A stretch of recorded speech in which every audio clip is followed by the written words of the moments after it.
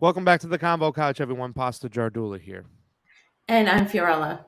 Guys, they are majorly suppressing the show. We've been getting emails and I've been getting calls and text messages from everybody saying that they're no longer getting a bell on Convo Couch when we go on there. And with the title of today of what's going on, because we have Imran Khan's name on the title and the breaking news, they're going to suppress the hell out of it, guys. We know what we have to do. We have to like, we have to share, we have to get the information out there. I'm very confident that this video will be watched many times after we're done today. But right now, breaking news is as it's going down in Pakistan, fam.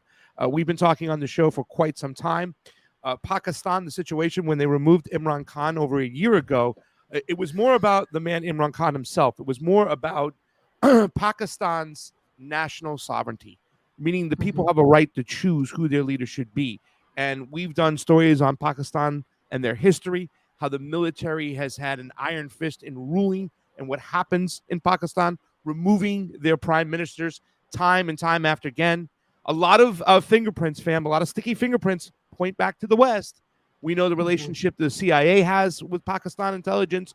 We know the relationship that the government has with Pakistan militaries, apparatuses for many, many years.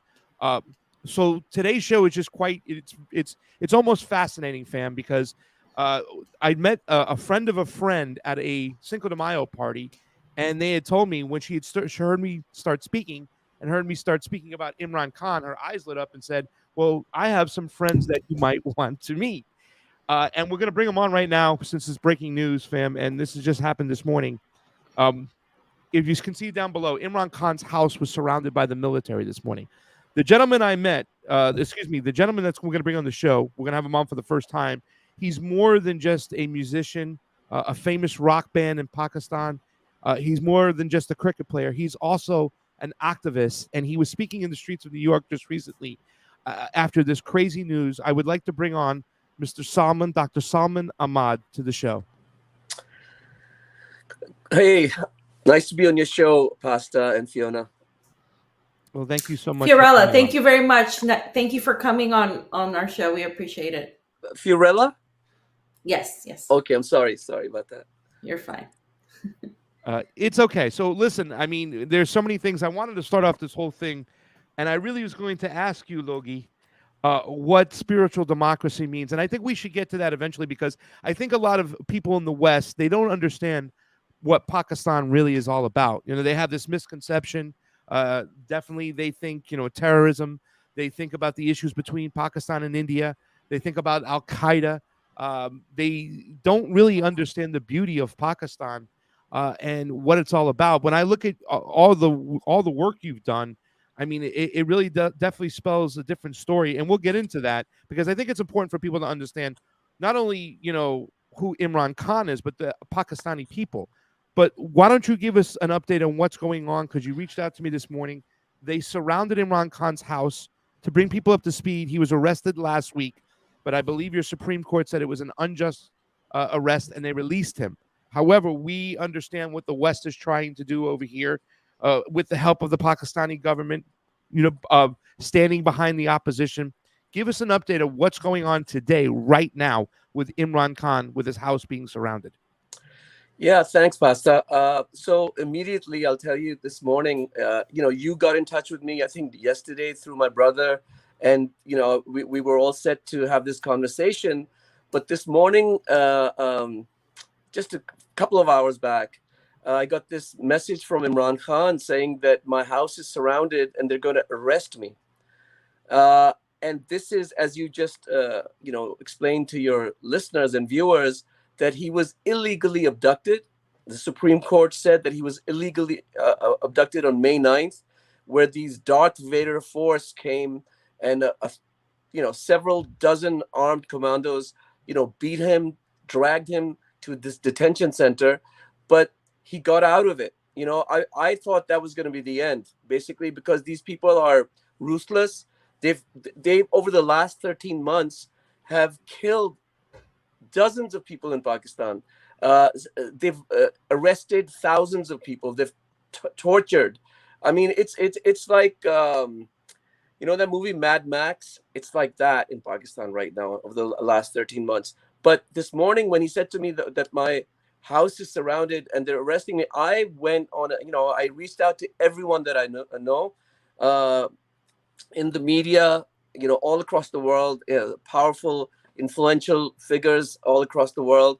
And thankfully, like I was saying off, backstage to you, that the media really helped save Imran Khan's life today, because they got there, they got the story out that, they had, now listen to this.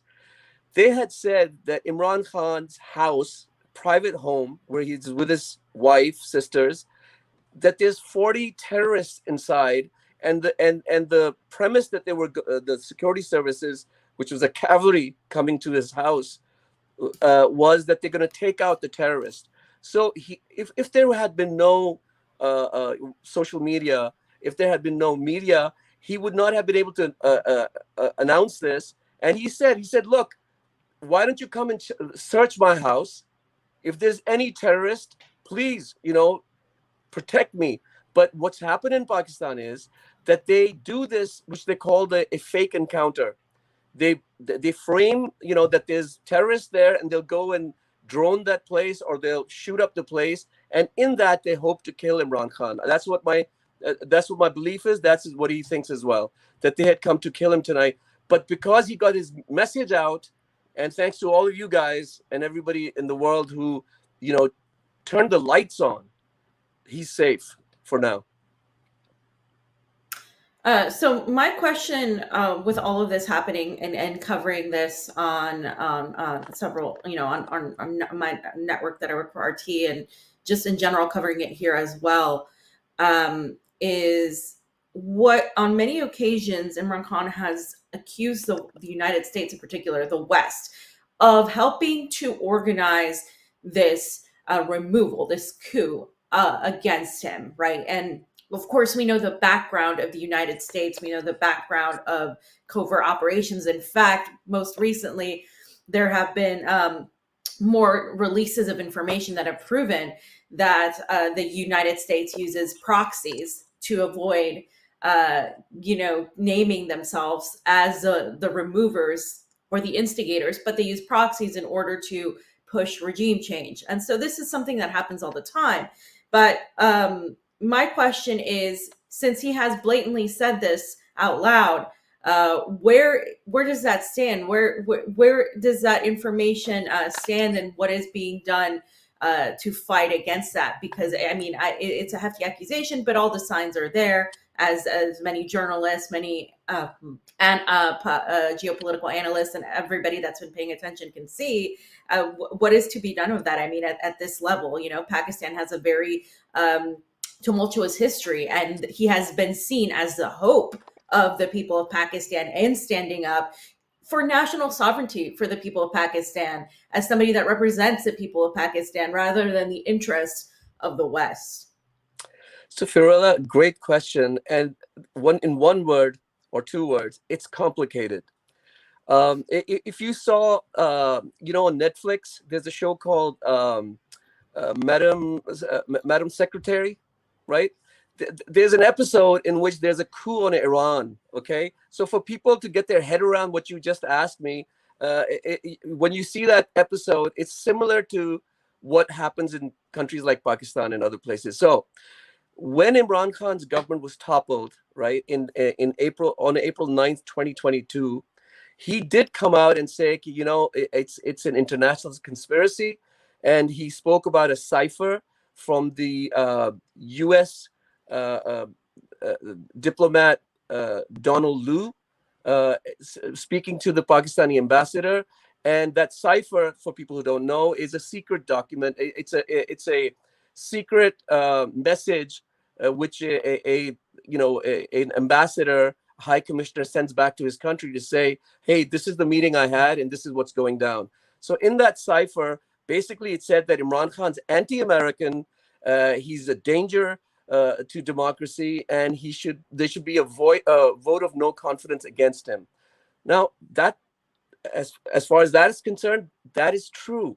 But how that cipher came to be is another intriguing story. So the army chief, and to just let you know, and Pasta and everybody listening, the army in Pakistan over the last 60 years is really the super king. The army chief controls everything. Okay, and so even though Imran Khan's a hugely popular, uh, uh, you know, politician and a prime minister when he was the prime minister, the army chief would go behind his back. For example, he went behind his back and he threw him under the bus to the United States, basically saying that Imran Khan is anti-American, he's a danger, and the sooner that he's toppled, the better it is. So the U.S. Looked at this situation and said, well, if there's a vote of no confidence against him, and if democratically he can be toppled, we're okay with that. So this is how his government fell. But then he found out that it was the army chief who did it. And his name is Bajwa. And he's incredibly corrupt man. He wanted Imran Khan to give him, carte blanche, do whatever you want, and he refused. One of the things that he asked him to do was to drop the accountability charges on the corrupt politicians who are in power now. And Imran Khan refused to do that. Had he said, yeah, I'll let that slide, he would still be prime minister. But because he refused, his government was toppled. And then over the last 13 months, as I've said, there has been hell. He survived multiple assassination attempts. One of those assassination attempts, I was with him in a helicopter, and they had, put sand into the fuel, and both the engines failed. And it was divine intervention that the only way that we could make an emergency landing was there was a cricket field. The irony of ironies. There was a cricket field where the helicopter safely landed. Then on the 3rd November, there was another assassination attempt when 3 shooters, they shot him 3 times in the leg. The only way that he survived that was that there was a very brave, bystander who attacked the shooter, and he broke his aim. And instead of him shooting at his upper body, Imran Khan got shot 3 times in his right leg. It's fractured his tibia, and so there's constant attacks on him, either legally or illegally, illegal abductions, firing, and then tonight, this attack tonight. So here's my question right now. So this is fascinating, because this is a situation where I would think that if they got Imran Khan out of the way, if the West got rid of him, like, he's so powerful, he's such a populist, person, that Pakistan would be lost. What would happen? Who would fill that void if, in fact, Imran Khan was removed? I don't want to say the words, but if they successfully assassinated him, who would take the reins of Pakistan moving forward? So, Pasta, to answer that, there would be civil war. Right now, independent polls show him having 70%, and some even show 90% of the country is behind him. In the last 13 months, despite the fact that the entire establishment, the army, the election commission, and the opposition of 13 parties have tried to rig elections, the by-elections, which are like the midterm polls, he's won 30 out of 37. And now they realize that this is an election year. If he wins, he's going to come after us with accountability, all the things that he wanted to do while he was prime minister. So they're not trying to eliminate him. What they don't realize is that if they eliminate him, Pakistanis who've been kept together, because he keeps saying peaceful protests, stay within the law, stay within the constitution, no arson, no shooting. Even if they kill you, don't fight back, except for, raising your voice, politically, peacefully. So if they kill him, these people aren't going to remain peaceful and within the law. They're going to take the law in their own hands. And then you have a nuclear armed country with 230 million people going berserk. Yeah. Yeah. And I think because we're on this topic right now, I do want to pose this whole removal, the interest of the West, and it's not obviously the United States is leading, but it's not just the United States. There are a lot of countries that are a part of this NATO alliance, right? And we have seen an emerging counter to that with BRICS. And with the move towards de-dollarization, we're seeing it in the Arab nations with pan-Arabism and the attempt to make peace between nations like Saudi Arabia and Syria, Saudi Arabia, Iran. We're seeing this attempt right now in full swing. We're also seeing the relationships between Russia, China, and Iran expand to the region. We're talking about Pakistan and Russia, and that relationship has definitely increased in terms of just bilateral agreements, in terms of economic partnerships. And so that, I think, is also playing an important role. So how important is it right now that the motivations behind this seeming attack, just full-on attack, and as you mentioned, assassination attempts, how important is that in terms of this greater conflict that we have, this proxy war, via Ukraine against Russia? How important does that play out? Because it does seem like Pakistan is a nation that has been relatively neutral in the conflict. The only difference has been a refusal to push sanctions, which is something that the West does not like. They want, everybody to push sanctions, to condemn Russia endlessly, to condemn Putin, to call for his arrest. And Pakistan has seemed to maintain a neutrality in the sense of seeking peace, seeking some sort of conclusion that will lead to peace. And the West has not seemed to like that. How important is this gigantic conflict in the background of Imran Khan's potential rearrest and what's happening with him? Okay, so that's a great question. And for me to answer that, I need to give you some background context. You see, Pakistan came out, it got its independence in 1947 from British India.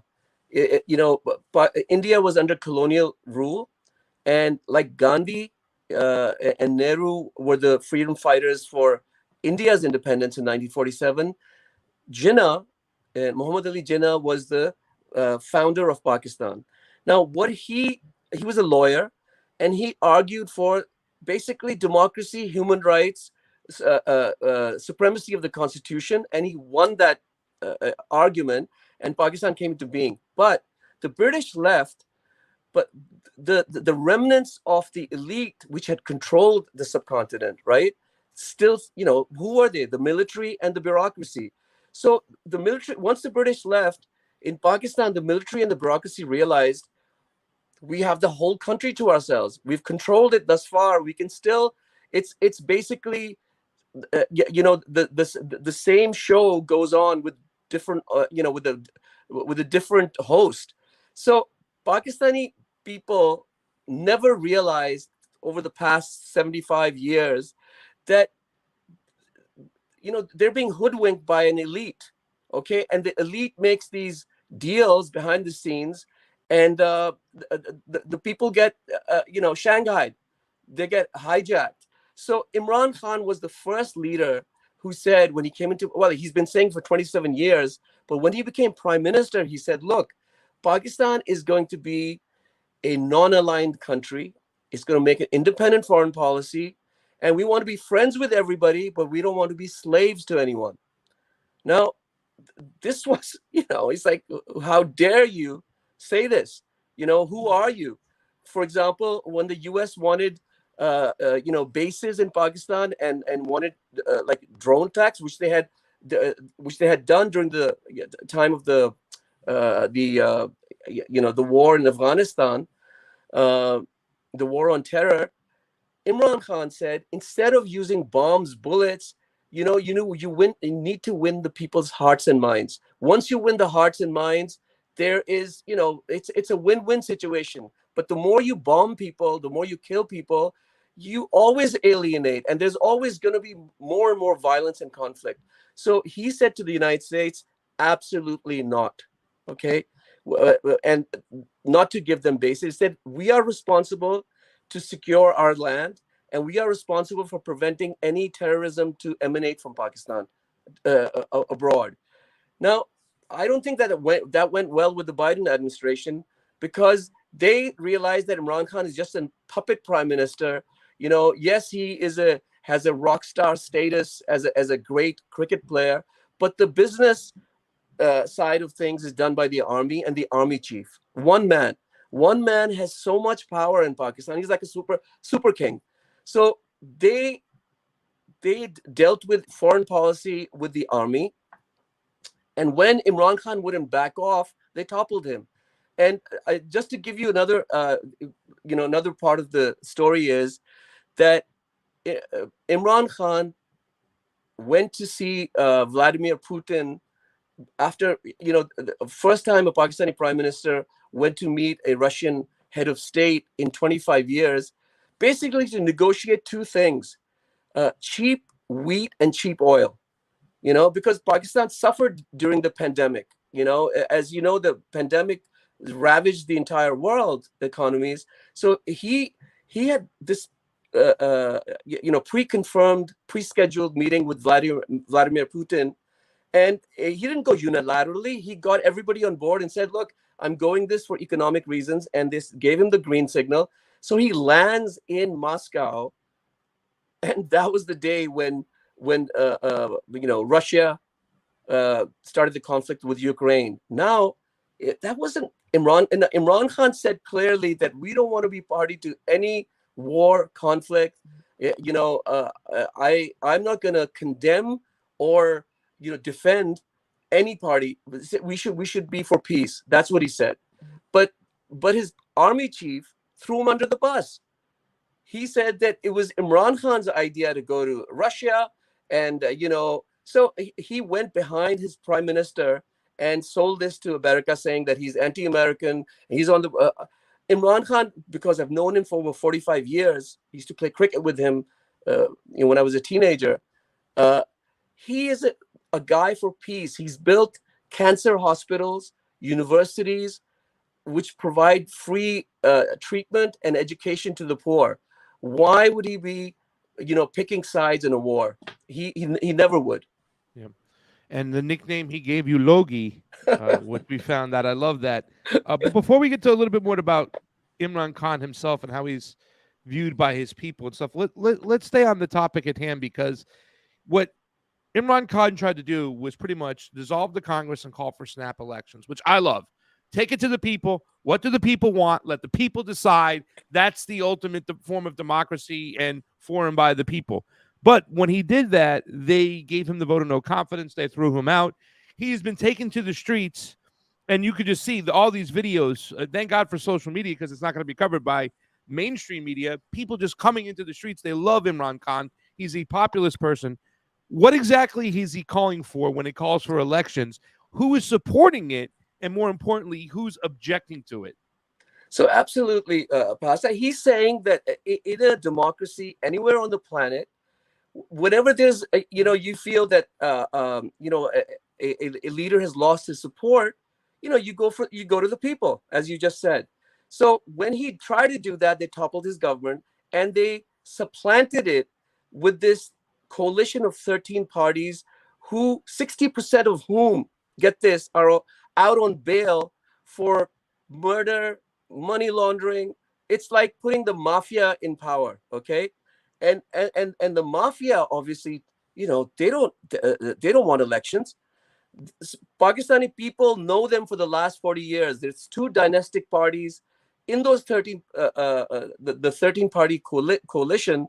There are two dynastic parties who have controlled Pakistan for the last 40 years. And they couldn't believe that the outsider, Imran Khan, could come in and topple them democratically. So they are completely petrified of elections. And so the PDM, which is the 13-party coalition, along with the army chief, who's hand in glove, they don't want elections.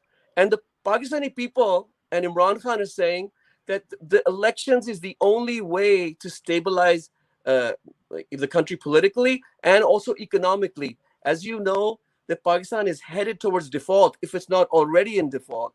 In the last 13 months, the country, from Imran Khan's 6% robust growth, has gone down to 0.5% economic growth. And economists like Professor Steve Hanke of Johns Hopkins, they tell me that they haven't seen a worse case, of economic catastrophe as there is in Pakistan right now.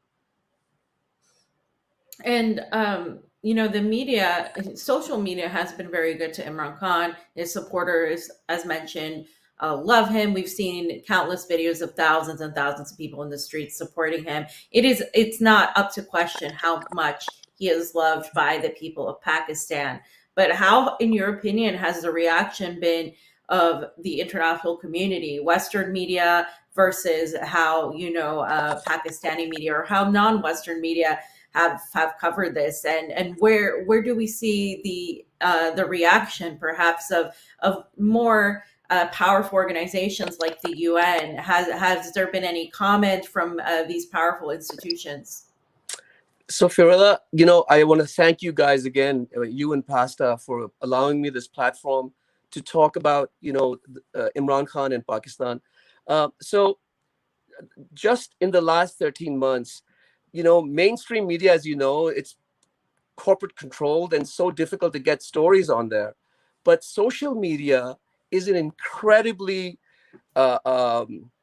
incisive tool. I found that through social media, we're able to get information out to people and then find allies. Now, that Imran Khan in 1995, he was married to Jemima Khan.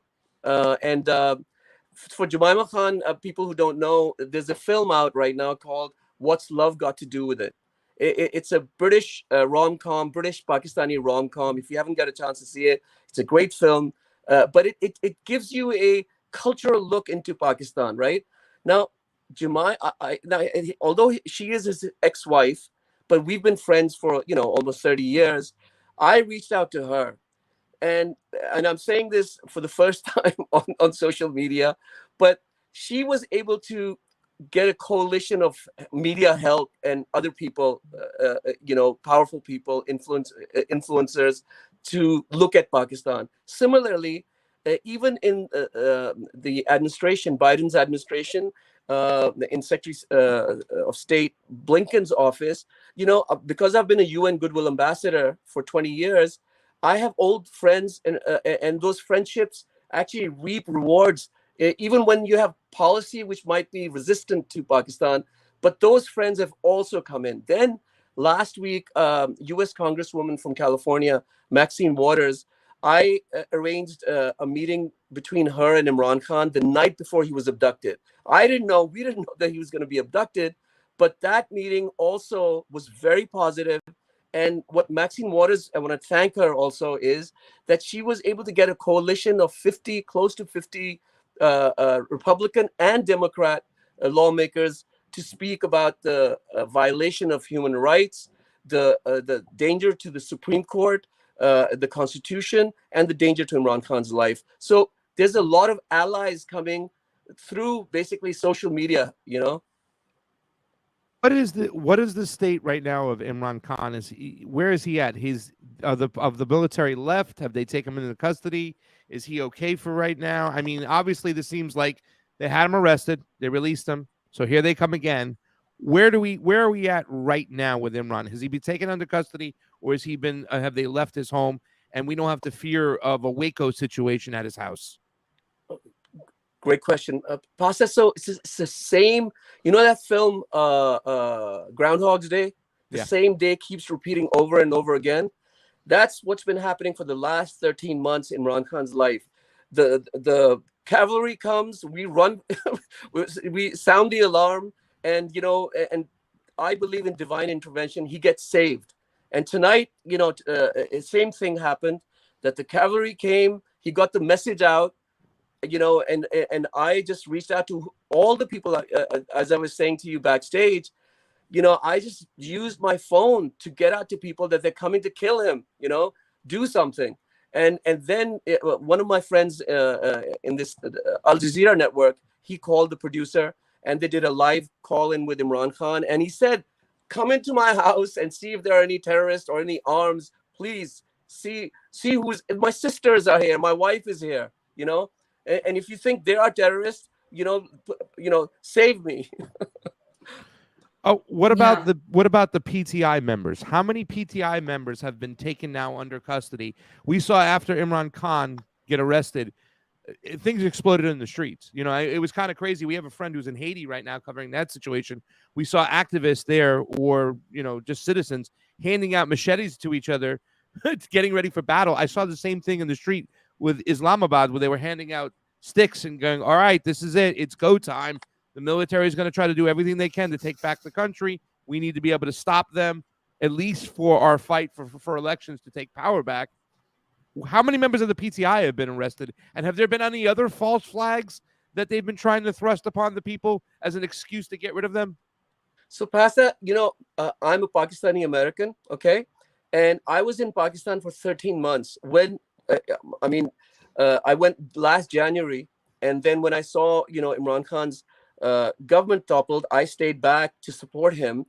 Now, myself and other, Pakistani Americans, we've been threatened by the security services. Now, one of the, and I'll name him, he's the Director General of Counterintelligence. This is a general called Faisal Nasir. He's a psychopath.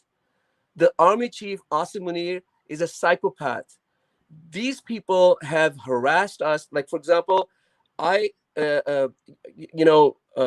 there's a charge of sedition and treason against me in Pakistan. And my dad was called up and my mother was called up and said, we're going to kill your son. Tell him to shut up. So people like myself are not safe, but Imran Khan's party workers, as you asked, 7,500 of them are in jail. There's been custodial torture. I mean, in Pakistan, which is a Muslim majority country, and that the reason I say that is that they say, well, morals and ethics should be at a higher level. They've groped women, they've threatened them with rape, they've beaten them up. It's all of these videos are available, and women actually have been at the forefront for Imran Khan support. 50% of Pakistan is women, and 60% of the country is under the age of 30. So it's the women and the youth who are his, driving force, protecting him, and they're great activists, and we're not afraid. I mean, at the end of the day, what can they do? Kill us? Well, they've tried over and over again, but we're not going to shut up. Can you just mention the importance of the fact that Imran Khan has spoken out against the IMF? This is something that we've seen countless times be used. The IMF, the International Monetary Fund, has been a weapon by wealthier Western nations to try to subject smaller countries into a sort of endless debt and manipulation that way. And he has been largely one of the figures that have stood up to that and pretty much exposed it and the damage that it's done to so many economies, but specifically, of course, Pakistan, as you mentioned, what is happening now. How important and how almost taboo is it to even discuss the IMF at that level, especially when you mentioned that people are getting singled out and threatened and all of this. I mean, this seems like not just an attack on Imran Khan, but an attack on what he represents as a whole, as a resistance to this sort of subversion by the West. Yeah, so Firullah, just to take into account, when Imran Khan was the prime minister, there was 6% economic growth, the most robust growth in 17 years. The rupee, the Pakistani rupee had obviously depreciated. It was 178 rupees to a dollar. And because of the pandemic, it was, an awful time for the world economy. But he had stabilized that. He had kept prices low. But as soon as his government toppled, the rupee went into a tailspin. The economy went into a tailspin. Right now, it's close to 300 rupees for a dollar. And what Imran Khan was trying to do when he was the prime minister was to get out of this debt cycle, which I call the death cycle of IMF. There's 23 IMF programs. And what is it? More debt. There's $127 billion, close to $127 billion of debt that Pakistan is buried under. But these successive regimes, they don't mind that. They keep begging. They keep going to these, these financial institutions and say, oh, look at our people. They're so poor. Give us money. Oh, look, there are floods. Give us money. And they take the money and then they steal that money and build properties out in the West. So what Imran Khan was saying was, this is the death cycle for our country. Why don't we start building our revenue streams? That's how any other normal country does. Rather than going begging, why don't we tap into, like, for example, 10 million overseas Pakistanis, right? That includes Pakistani Americans. Their affluence is such, okay, that just 18% of doctors in the United States, Pakistani American doctors, their combined, they have $200 billion,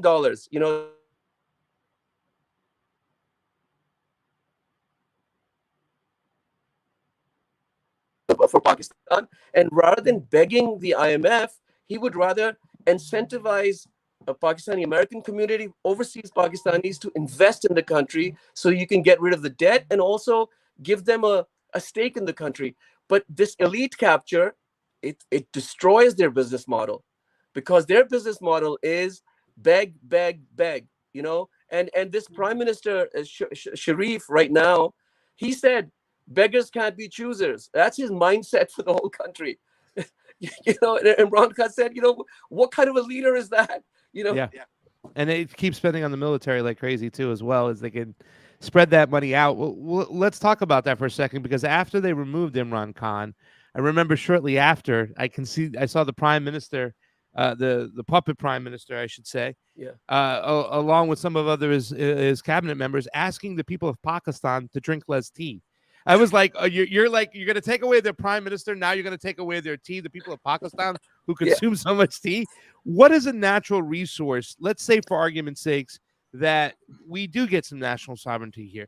We do have elections. Imran Khan comes back into power.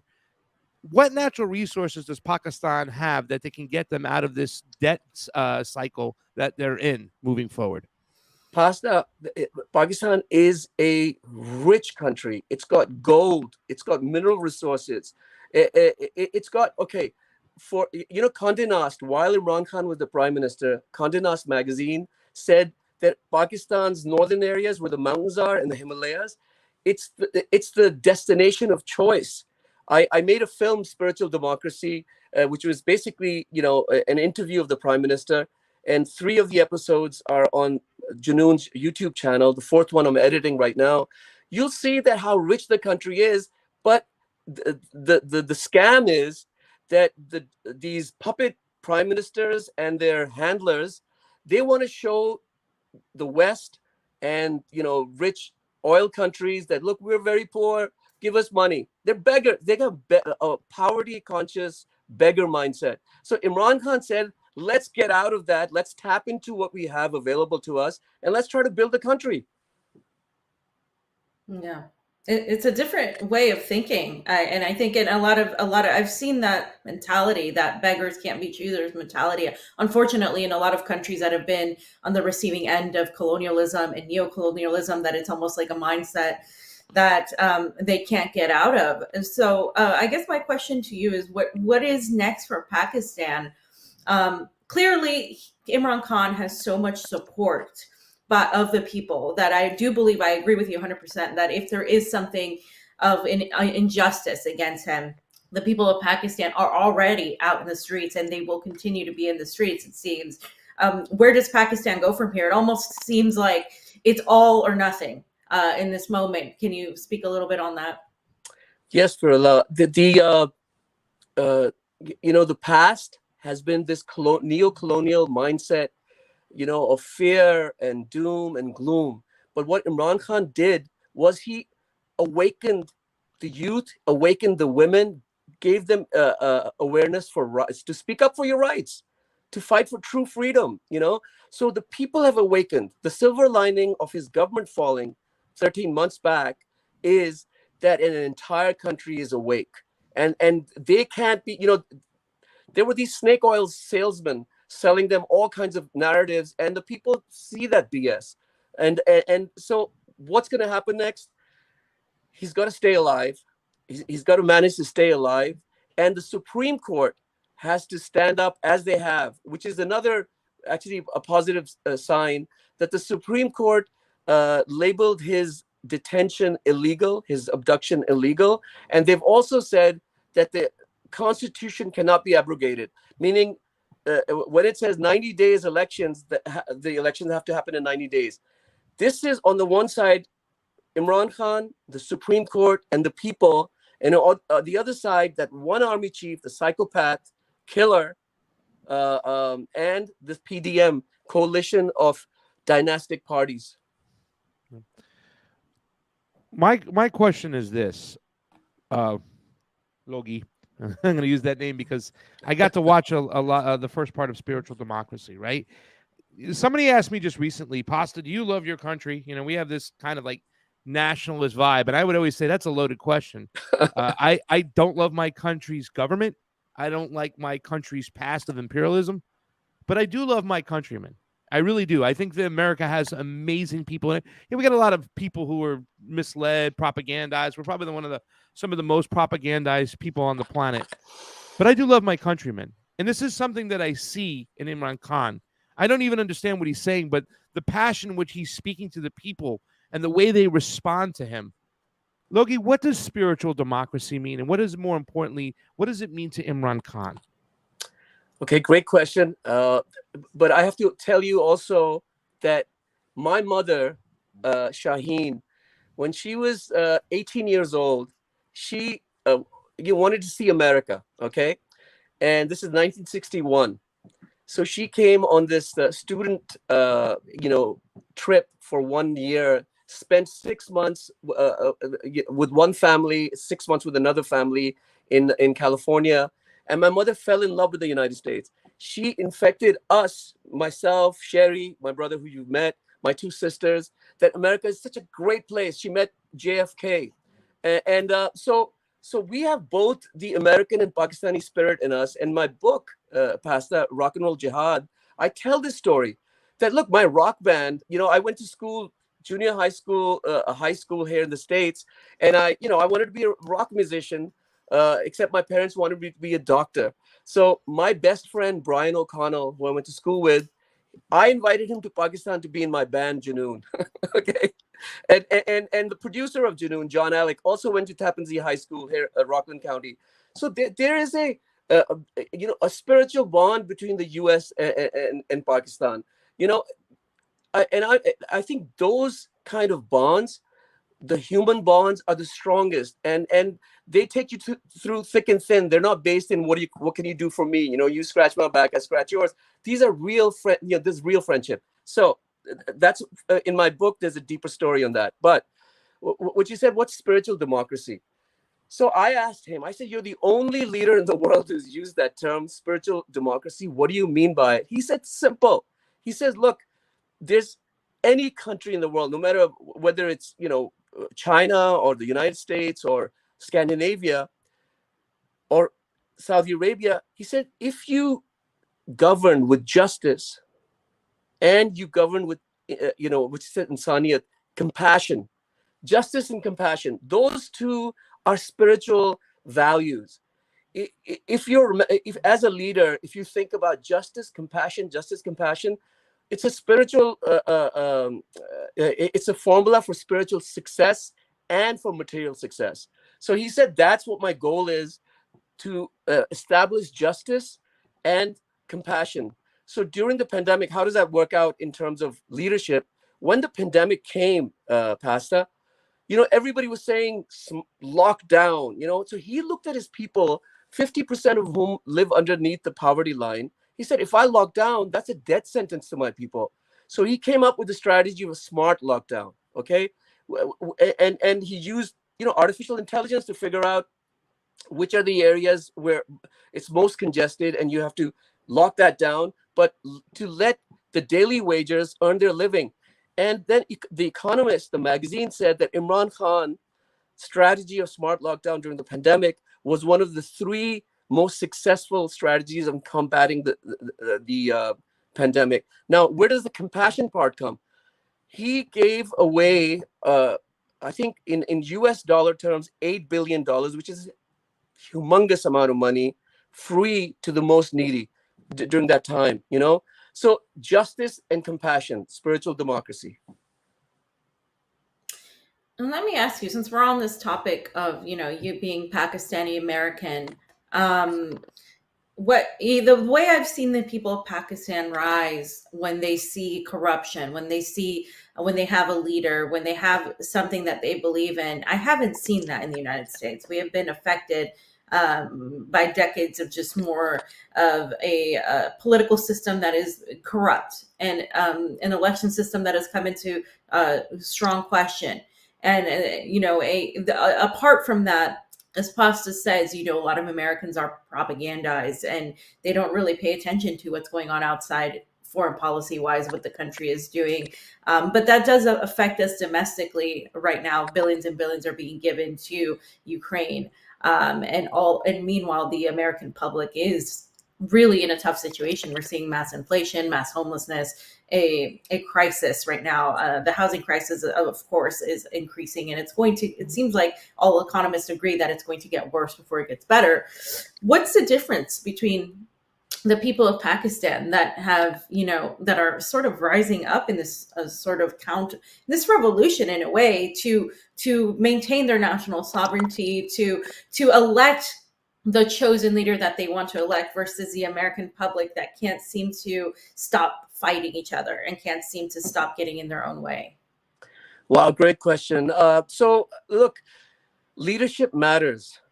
It's crucial. You can have, what's that saying, that you can have an army of sheep led by a lion and they'll win, as opposed to an army of lions led by, a wolf or a sheep, and they'll fail. So leadership matters, and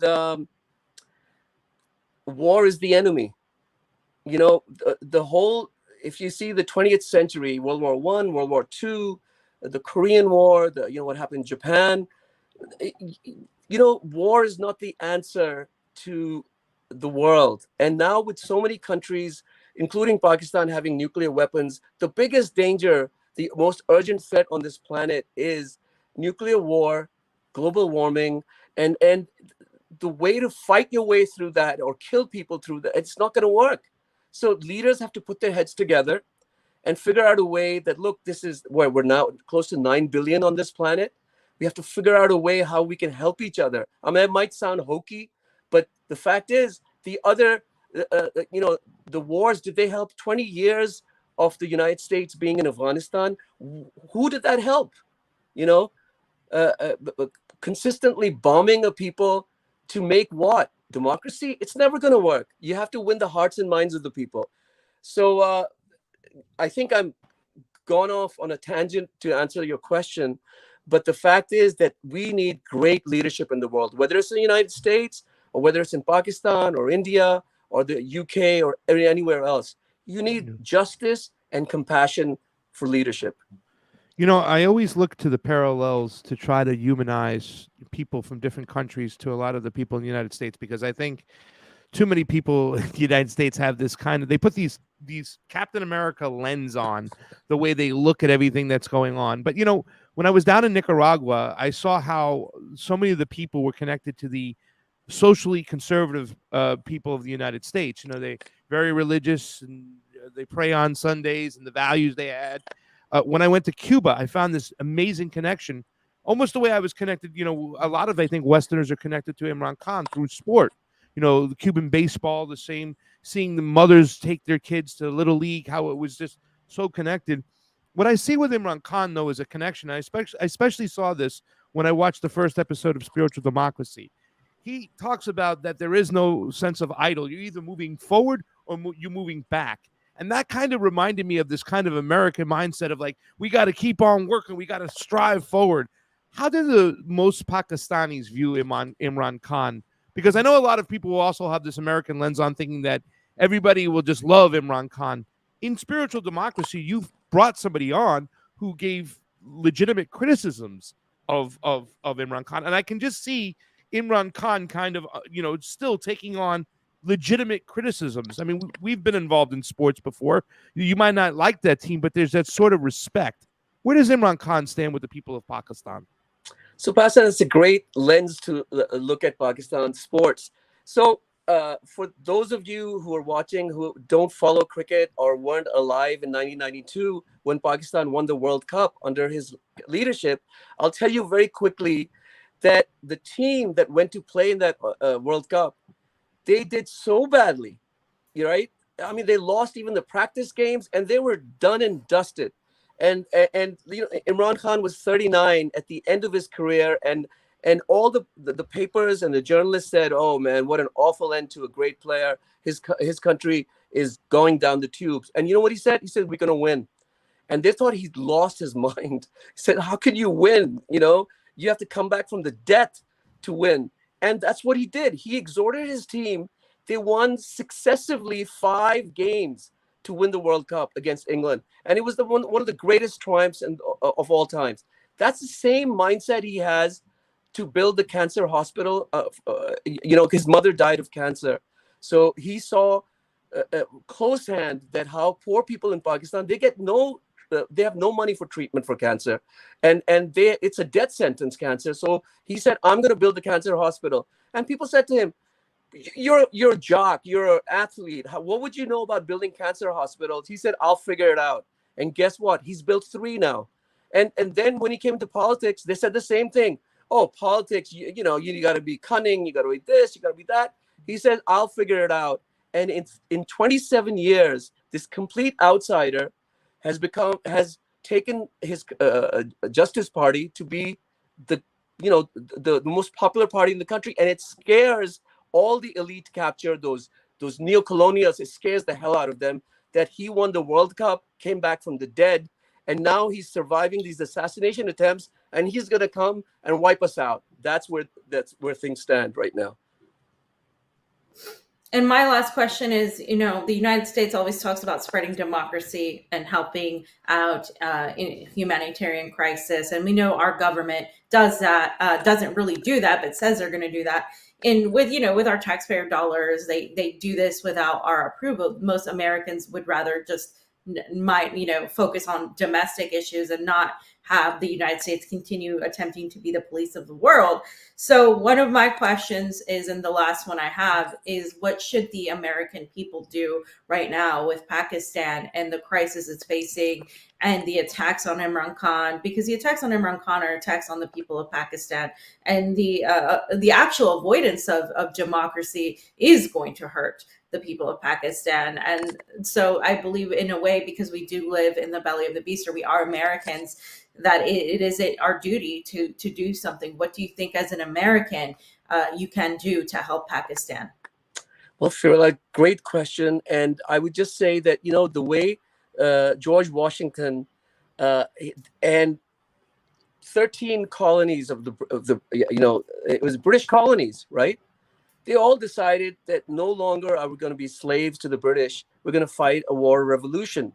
And that's where Pakistan is, right? But instead of taking up arms, Imran Khan is saying that, look, we can fight them with these modern weapons, social media, technology, the Constitution, the rule of law. It's a very Christian actually view, where not turning the other cheek, but not retaliating in anger and violence, but using your intellect, using your heart to outgun the enemy. So what Americans can do is say, just the way the U.S. Won this war of independence, this revolution, that's where Pakistan is. And they just want to be an independent country. They want to get over this neo-colonial rule, which has stunted the potential of 230 million people. And look, all of us, all the Pakistanis that you know in the States, they're the sports loving, music loving, they love storytelling, poetry. You can have another country which can trade with the United States with all the resources at its place, rather than having a mafia sitting on top, controlling and not allowing those people to come up. Oh, Salman Ahmad. I wanted to start this off today just talking more about Pakistan itself, what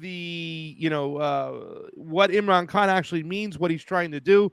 But at the end of the day, I think it's all about making sure that you guys can maintain your national sovereignty, or at least grab and get some national sovereignty. A lot of forces are fighting against you and the Pakistani people. But I got to tell you this much: times like this, there is some hope, that really we can see shining through the door, because this could be a chance for real national sovereignty for the people of Pakistan. I really believe that.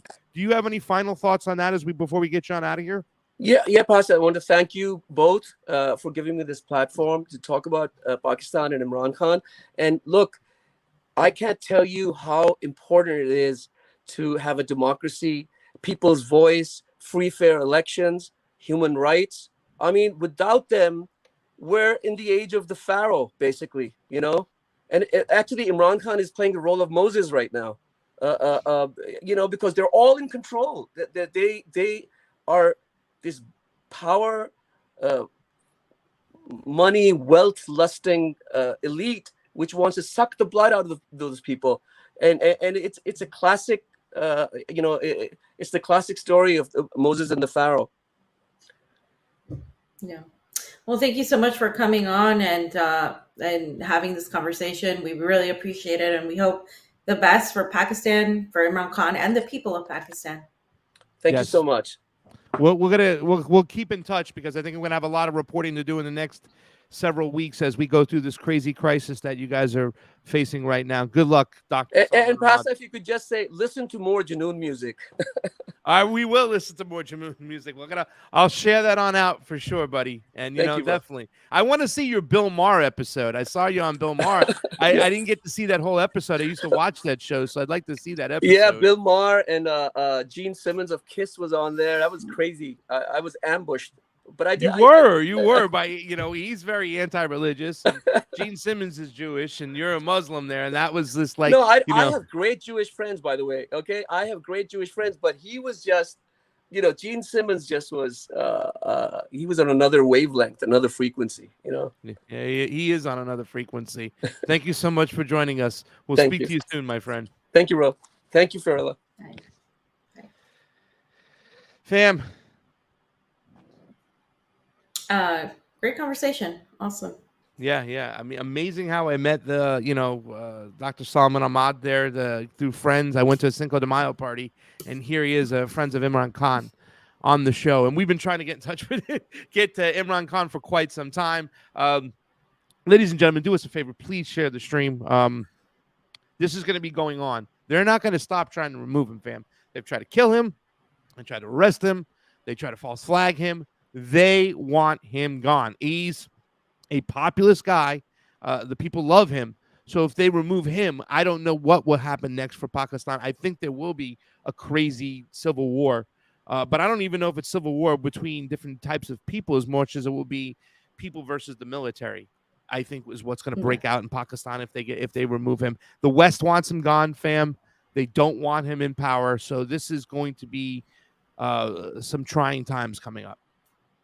Yeah, and the West is losing allies left and right in the region, and that's why Turkey is so important, and so is Pakistan, because those are the only two that they have really strong relationships with at this point. Even India, of course, is moving more towards Russia, more towards China, and the lack of allies in the region for the Western powers is something that they don't like to see. And that's exactly what's happening. And that's why there's so much writing on these elections in Turkey, which went to the second round. I discussed with Vanessa Beeley. And of course, with Pakistan, they're trying to avoid any actual sign of democracy for the people of Pakistan. national sovereignty, right, for Pakistanis to determine who they want as a leader, to determine their own future. So, yeah. This came out 5 minutes ago. This tweet, 6 minutes ago. Our democracy, our judiciary, our constitution, and the rule of law has been made a complete mockery by this current fascist setup. Like our other leaders, Shireen Mazari, after getting bail, was rearrested and taken to another jail.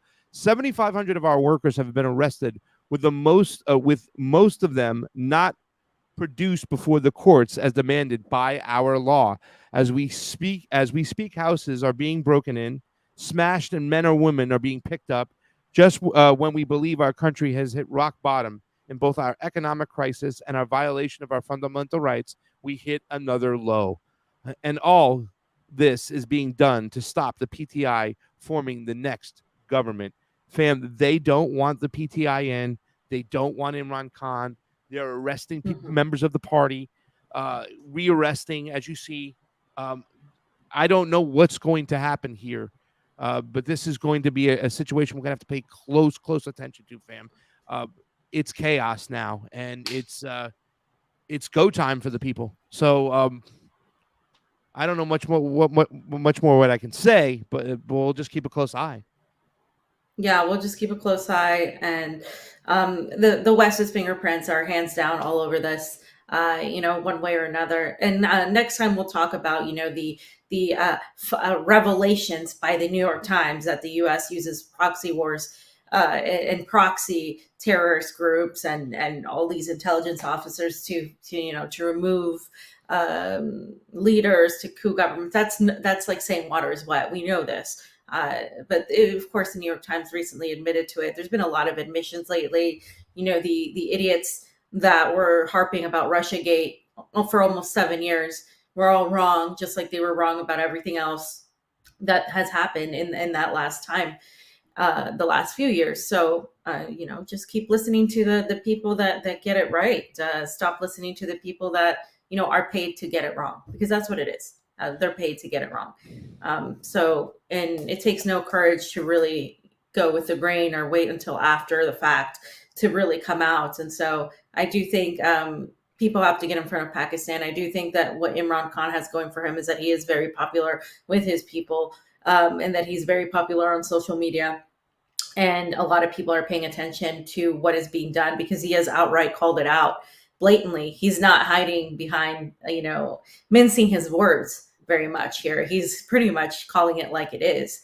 And I think this is why I may not agree with every single thing he has ever said or done, but I do like people that really don't hold back, that aren't like trying to be super, politically correct, that aren't trying to be, use the same bullshit arguments where they, are very careful and walking on eggshells. I like the fact that he isn't. I like the fact that he is really telling it like it is. And I think that's why so many people like him. And I do think we need more leaders that are willing to have the audacity to really say what they mean and mean what they say, like Imran Khan. And I think that's why he's also very popular as well. Fam, that's it for today. I was going to play the Cuba video out and then have it posted on later on today, and it's a separate thing. But I figured while we have everybody here, I can show some of the work we were able to do in Cuba, and our latest video. Like I said, I'll be dropping it later on. I'll put it on YouTube and all the other channels. But that's it for today. We'll see you back on Friday, ladies and gentlemen. Thank you so much for tuning on in. Thank you to all who helped our Patreon out. If you can go over to Rockfin, it was free today. But if you can join our Rockfin for $14.99 a month, it always helps us out. And that is our free speech platform. I noticed a mass suppression today going on by YouTube. Yeah. I'm pretty sure that they're trying to keep a lid on everything that's going on. The West has definitely got their fingerprints behind this. They always do. They're arresting members of the PTI, his government. They're trying to false flag him. It looked like there was going to be a Waco situation, fam. There's 45 terrorists in there. We're coming in there. Like, oh, shit. And there goes Imran Khan. And they go, oops, there's no terrorists in there. Or they plant them or do whatever or make up whatever story they want. They're suppressing the media like crazy out over there, we've been told. So we need to stay on top of this. So do us a favor today. Share the video. Get the information out. Share the tweets. Any way you can help out. You know all the avenues. Everything's listed down below in our subscription. If you want to help the Convo Couch in any way, shape, or form, we are here for that. We love doing this. And thank you to you guys out there who really make it happen, fam. Anything else? No, that's it. Yes, please share it out. We are definitely being suppressed, and I'll keep you posted on anything new that I have coming out. I guess people really like that Russia video, so there'll be more of that stuff coming out. Yeah, they love that Russia video, fam. So please, let's get it on out there. Guys, I'm going to put this on right now. We're going to play us on out. Thank you so much. We'll see you soon. Whether we want to admit it or not, the ruling class across the globe has the people divided.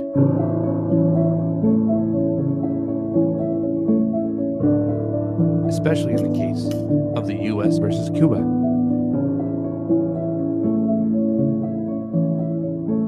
What can unite us rather than divide us? I believe that answer is baseball.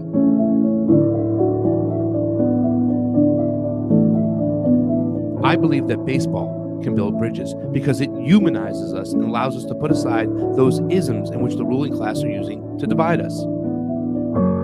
Some people claim capitalism, and some people claim communism. Now imagine you're a young baseball player in Cuba. You don't have decent equipment. There's a shortage of bats, of balls, of mitts, all due to an economic blockade that you had nothing to do with. What keeps you motivated? What keeps you going? Easy answer. Your peers, your family, and your coaches. On my last trip to Cuba, I was miraculously able to connect with a Little League group completely by luck. This is Rosendo Ruenes. He was a good baseball player himself at a young age and has been coaching for over 20 years now. Along with his team of coaches, he not only prepares his athletes for the games on the field, but for the game of life as well. All his players need to maintain their grades to take the field on game day. I donated some baseball equipment that I brought from the States to the kids of Havana.